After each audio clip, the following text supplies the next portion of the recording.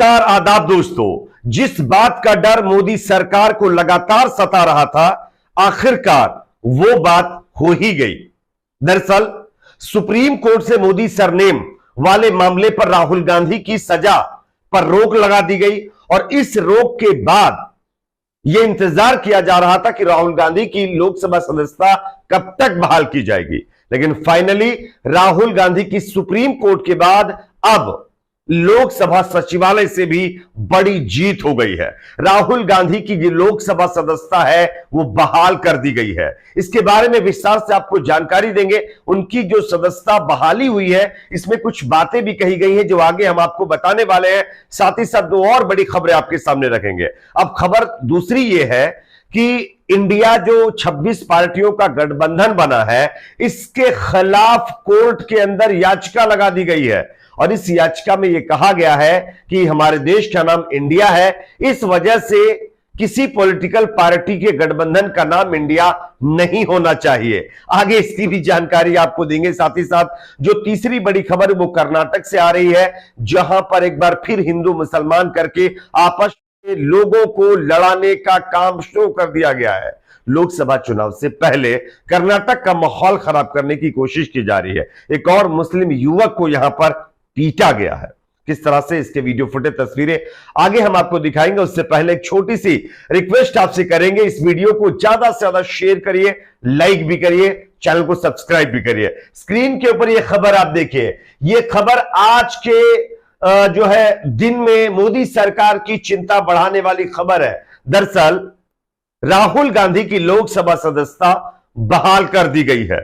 Supreme court ने राहुल गांधी को Modi surname के मामले पर, आपको पता होगा, शुक्रवार को उनकी जो 2 साल की सजा थी उस पर रोक लगा दी है और रोक लगाने के बाद राहुल गांधी फिर से सांसद बन जाएंगे, ऐसी उम्मीद लगाई जा रही थी। और फाइनली आज लोकसभा सचिवालय से यह खबर आ गई कि राहुल गांधी अब फिर से सांसद बन गए हैं और अब वो संसद में आपको देखने को मिल जाएंगे। इस खबर में साफ तौर पर लिखा गया, राहुल गांधी की सदस्यता बहाल, लोकसभा सचिवालय ने अधिसूचना जारी कर दी है। दरअसल जितनी स्पीड में राहुल गांधी की लोकसभा सदस्यता खत्म कर की गई थी, उतनी स्पीड में उनकी लोकसभा सदस्यता बहाल तो नहीं की गई, ऐसा आरोप कांग्रेस लगा रही है। लेकिन जो भी है, फाइनली मोदी सरकार को घुटने टेकने ही पड़ गए हैं, ऐसा कांग्रेस का कहना है। और जिस तरह से लगातार कांग्रेस पार्टी के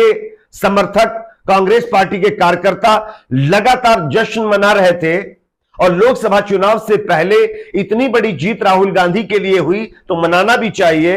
और अब ये एक और बड़ी जीत कांग्रेस के लिए लोकसभा चुनाव से पहले एक बड़ी संजीवनी के तौर पर आप देख पाएंगे और लोगों का यही कहना है।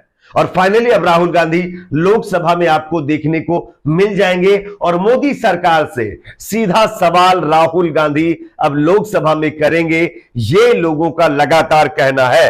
आप सब जानते हैं राहुल गांधी को सिर्फ मोदी सरनेम पर जो बयान उन्होंने कर्नाटक के अंदर लोकसभा चुनाव में दिया था, उसको लेकर के 2 साल की सजा दी। कोर्ट ने निचली अदालतों को कुछ हिदायत देते हुए अपना फैसला दिया और यह कह दिया कि क्यों राहुल गांधी को मैक्सिमम सजा दी गई।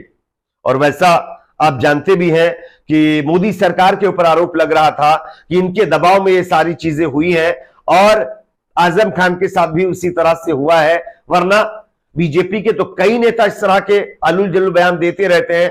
कर्नाटक के अंदर ही एक बीजेपी के नेता ने, सिद्धारमैया जो सीएम, उनके खिलाफ विवादित बयान दिया, उनके कलर के ऊपर, जो उनका कलर है ना, उसके ऊपर विवादित बयान दिया। तो ये लगातार चीजें देखने को मिल रही थी, लेकिन इस पर कोई कार्रवाई नहीं। लेकिन अगर कोई बीजेपी नेताओं के खिलाफ कार्रवाई, मतलब बोलता है कुछ, तो उनके खिलाफ कार्रवाई हो जाती है। लेकिन अब फाइनली ये जो है चीज सामने निकल कर आ गई है कि सत्य, यानी जो सच होता है उसकी जीत हमेशा होती है। खैर, अगली खबर की बात करेंगे जो कि सामने आ रही है। इंडिया नाम रखने पर 26 विपक्षी दलों को अब नोटिस जारी किया गया है। मैं आपको खबर दिखा रहा हूं, आप स्क्रीन के ऊपर यह खबर देख सकते हैं। इस खबर को जो है भास्कर ने जो है ब्रेक किया है। इसमें लिखा है कि इंडिया नाम रखने पर 26 विपक्षी दलों को नोटिस। क्या है एम्बलम एक्ट, क्या अब विपक्षी गठबंधन को नाम बदलना पड़ेगा? यहां पर आप देख सकते हैं। दरअसल आपको बताते हैं पूरा मसला क्या है। गठबंधन का शॉर्ट नाम इंडिया है। खैर इसका नाम काफी बड़ा है, लेकिन अगर शॉर्ट फॉर्म में आप इसको यूज करेंगे तो आप इंडिया कह सकते हैं। लेकिन इस नाम को रखने पर एक PIL जो है जनहित याचिका दायर की गई है कोर्ट के अंदर।